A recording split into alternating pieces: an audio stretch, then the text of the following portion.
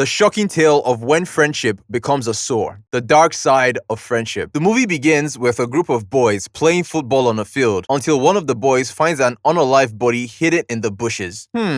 Not your typical beginning for a Nollywood flick, but hey, we see the boy drawing the attention of his friends and then a crowd gathers in shock. So who could have done this? And how did the body get there? Well, you're about to find out in this movie called AFAMEFUNA. But before then, please like this video, follow, and subscribe to this channel. Okay, back to the movie. We see Afam, a very hardworking and successful Igbo businessman, dancing with his beautiful wife. It's the day of Afam's late father's remembrance, and Afam, short name for AFAMEFUNA, has thrown a very big party with lots of people in attendance to mark this event. All is going well until the police turn up and request to see Afam. They are investigating the body that was found in the bush by the boys in the field. The police chief immediately reveals to Afam that a certain Paul is dead. Everyone is visibly shocked at the revelation, including Afam. But does this faze the police guy at all? No, it does not. He demands that Afam has to come to the police station for proper questioning. This does not go down well with Afam and his boys, as they speculate that tongues will begin to wag when Afam is taken to the station from his ceremony, but the police insist that the questioning must be done. And done immediately. Afam is taken to the police station for interrogation on the grounds of Paul's murder. We'll find out who Paul is soon and how his unalive body got to the bush. Next is a flashback. AFAMEFUNA begins his story. We see a younger AFAMEFUNA and his mother arriving the city of Lagos. Afam grew up in a family where to see food chops now by the special grace of God. They were so poor, he couldn't even complete his secondary school education. But Afam is determined to change his fate. Afam is diligent and down to earth when it comes to business. In the quest for a better life, he finds his way with his mother to Lagos to learn a trade from a renowned businessman from Afam's village. After discussing with his new master, Afam's mother takes her leave, but not without giving Afam some motherly advice, and in return, he assures her that he will not disappoint her. Afam then returns to his new master, Odogu. Odogu is a wealthy businessman who runs a successful building material business in the city of Lagos. He has successfully trained many boys through the Igbo apprenticeship system and still has a few others who are serving under him. On Afam's arrival, Odogu welcomes him and instructs him very seriously on 3 things he must pay attention to if he must successfully serve in his shop. He must respect his customers, he must never steal his money, and he should not chase women. After giving him the instructions, Odogu introduces him to his seniors and leaves him in their care. On Afam's first day at work, Odogu's daughter, Amaka, a very beautiful young woman, who is also a medical student, comes to visit her father. Oh, can't lie, this babe is actually hot. And as you can see, now from here, the film actually enters slow motion, so you can know that something is definitely about to go down. The girl sets. We can see that Odogu's boys are very fascinated by his daughter, Amaka, including AFAMEFUNA, who has just been warned off women by Odogu. Afam continues admiring her even as she discusses with her father. The love story between these two is another thing we really enjoyed in this movie. Meanwhile, we finally get to meet Paul. Paul is the most senior Unwa boy amongst the other apprentices. He is very skilled in interacting with customers, and this makes Afam even more interested in learning the trade because this guy sabi work. No cap. Paul also takes Afam on a tour around the environment, pointing out whom and where he should avoid. Paul and Afam get along very fast, as it should be, and Paul became like an elder brother to Afam in a very short time. The work is very hard, and Afam is just realizing that the work no be beans when they tell him he still has 46 bags of towels to carry from the warehouse after this guy don't actually nearly die. Afam is the newest apprentice, and as the usual culture has always been, he will have to act as the last born amongst his senior colleagues. Laying down to sleep on his first night in Lagos, he reflects on the last words his father told him before he passed on, that it is not how you get money that is important, but a good name. Next, we see that while carrying out his morning chores the next day, Afam jams Amaka again. Pretty sure he's got a thing for this damsel as he never stops admiring her at every chance he gets.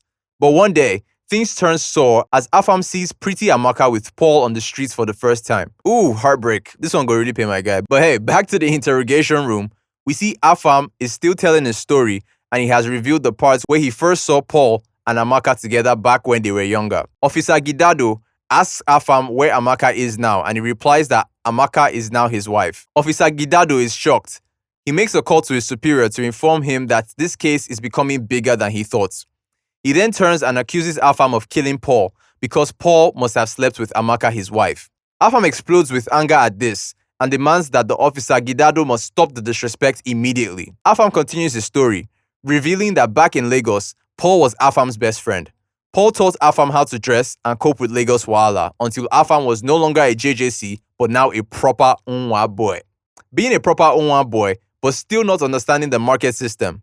One day, a fight breaks out with a senior colleague because it is discovered that the guy takes advantage of Odogu's customers by inflating the prices of goods in order to keep some profits for himself. Odogu walks in while they are quarreling and disperses the others, but requests to see Afam. Odogu sits Afam down and makes him understand how things roll in the Igbo business empire. At the end, the culprit is not punished.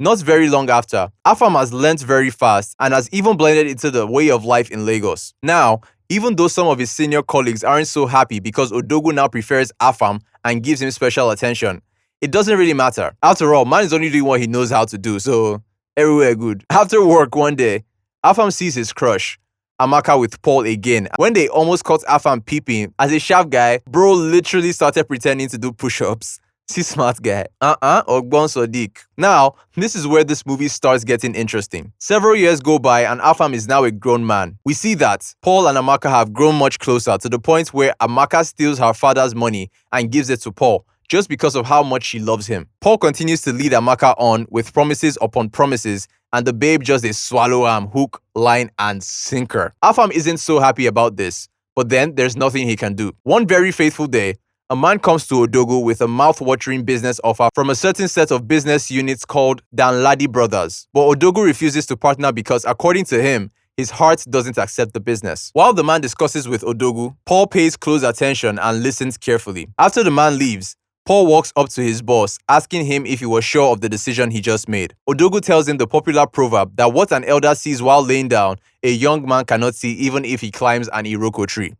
But did this move Paul? Nah, my guy don't plan waiting he won't do finish, but we'll find out what he did later. The movie continues and we see that Odogu enters one major wahala with the Nigerian custom officers over some goods he imported which have now been seized. Afam hears him lamenting to his wife about the issue and he decides to help. Afam then goes to the Nigerian ports without the knowledge of his boss in an attempt to bail the goods. At this point, it is revealed that Afam's father was also a custom officer, so Afam knows a lot about how they operate. He meets a custom officer in charge, relates to him in a nice manner, and then man offers to help. But along the line, we start to see that this guy doesn't really have as much power as he thought he did, but he was willing to tell Afam what to do to assist him without giving him any guarantee that it is going to work. Well, after much back and forth with the custom officers, Afam returns excited, telling his boss how successful his bargain with the custom officers was. He tells Odogu that his goods worth millions of naira will now be released to him after he pays off an amount of money. Odogu cannot believe his ears. He asks Afam if he's sure of what he's saying, and Afam says yes. Odogu agrees to go with him to truly confirm if he got his seized goods. The journey is successful as Odogu meets with the officer in charge who commends Afam. Odogu is glad at the positive outcome and they both smile as they return home. Things get even more fascinating that day as a certain man comes to purchase goods from Odogu's shop with fake money. Paul is quick to detect the fraud and he raises an alarm. Odogu arrives at the shop in the middle of the drama and is happy with Paul's action. He orders that his boys get kola nut and gin. The boys immediately become excited for Paul, especially Afam. A kola nut and gin is significant to them because this is what is used for the occasion when an Unwan boy is about to be settled by his master. As Afam and the boys enter the house, they are met with a huge surprise. We see that Afam's family is present. They exchange pleasantries for a while, but suddenly an atmosphere of suspense fills the room as Odogu orders Afam to collect the kola nut and gin from Paul's hands. Afam is shocked, but does as his boss has commanded, and is about to leave when his boss calls him back and asks him to kneel for the blessings. Yo, this one shocked me, and Paul too, clearly. Odogu receives the kola nut and gin, and then goes on to commend Afam for his diligence and hard work, and as a reward, gives him a shop in Alaba market and 6 million naira to start off his business. Not just that, he also gives him access to carry goods from his own shop to sell and bring returns. Paul is visibly angry and walks out of the house while this is going on. Paul is obviously not happy with the fact that Afam was settled before him, claiming that Afam collected what belongs to him. Paul isn't just angry, he's jealous as well. He renounces his brotherhood with Afam. My guy no gets single joy at this point because bro feels betrayed. The entire atmosphere becomes sad. On the night when Afam is to leave Odogu's house, he notices something that gets his attention. Amaka, his master's daughter, and the girl he has always had a crush on is crying. He walks up to her to know what the problem is. Amaka narrates that Paul, the man she had loved all these years, convinced her to steal 1 million naira from her father for a deal he wanted to secure. However, after collecting the money, he has vanished into thin air. Now, her father has found out about the money and is threatening to transfer her to private university in Enugu. Afam consoles her, giving her a warm hug. Aw, that's cute. A few years later, a visibly rich and established Afam meets Amaka again in front of a store. He's so excited to see her, and she is so excited to see him as well. But it turns out that she's there to shop with none other than Paul. The same Paul. As they are having a wonderful time, Paul suddenly interrupts their reunion. Afam is left with no choice than to leave her with his complimentary card as he walks away. Obviously, Afam still get eye for this babe. They both go on a date and are of course having a good time. And after a little chit-chat, Afam confesses his feelings, asking for one chance to prove his love for her. This is going to be a tough decision for her, considering that she is in a relationship with Paul, but I guess you can't joke with the power of love. Afam, who is now established, decides to pay Odogwu a visit. After a little conversation, Odogwu opens up to Afam that he knows that his eyes have always been on his daughter, asking him to hurry with his plans to marry her before she gets taken by someone else. Afam gives Amaka more time to think about the proposal he had made to her. Man is under no pressure at all. Amaka is not ready to end things with Paul because she's still confused about her stand with Paul. One day, she walks up to Paul in his house to have a talk about their future together. But instead of listening to her, he urges her and then they end up, doing the do. At this point, Amaka realizes that there will be no future with Paul as he never loved her. Amaka starts visiting Afam more often in no time. These two are getting ready to spend the rest of their lives together as Afam comes with his family to ask her for her hand in marriage. Okay, now rewind back to the investigation. Amaka is in pain over Paul's death. She has just narrated her side of the story to the police officer. Now, after much interrogation by the police officer, Afam finally narrates the story of what's really happened with Paul. Do you remember the Danladi brothers that came to Odogwu for partnership? Well, Paul later went ahead to partner with them and they even gave him money for business, which they also used for money laundering. Paul's hands were no longer clean as he chose to engage himself in fraudulent activities. Paul owes them over 300 million naira and has been unable to help himself, so he meets Afam for help. Afam, being a good friend, decides to help Paul settle some of his debt. Afam begins to pay the Danladi brothers over 5 million naira every month out of his own pocket as a way to reduce the amount of money Paul was owing. But this is not enough for Paul. He is greedy and begins to demand for more money again and again, just to get what he wants. Paul threatens to expose that Lotana, Afam's only son, doesn't really belong to Afam if he doesn't give him 10 million naira in 2 weeks. At home, Afam reflects on what Paul said earlier in his office that day. Could this be true? Or he's just joking? Afam secretly does a DNA test and is heartbroken when the result is sent to him. He discovers that Lotana isn't his son for real. With pain in his heart, he immediately transfers the 10 million naira Paul has asked for. Not long after, Paul is back with the same blackmail. This guy wicked pass devil, actually. Paul comes to Afam's house and picks an argument with him. He wants Afam to use his business money to pay him more millions so he can keep up with the rich boy lifestyle. Afam's wife hears the noise in the compound and comes out to see what's going on.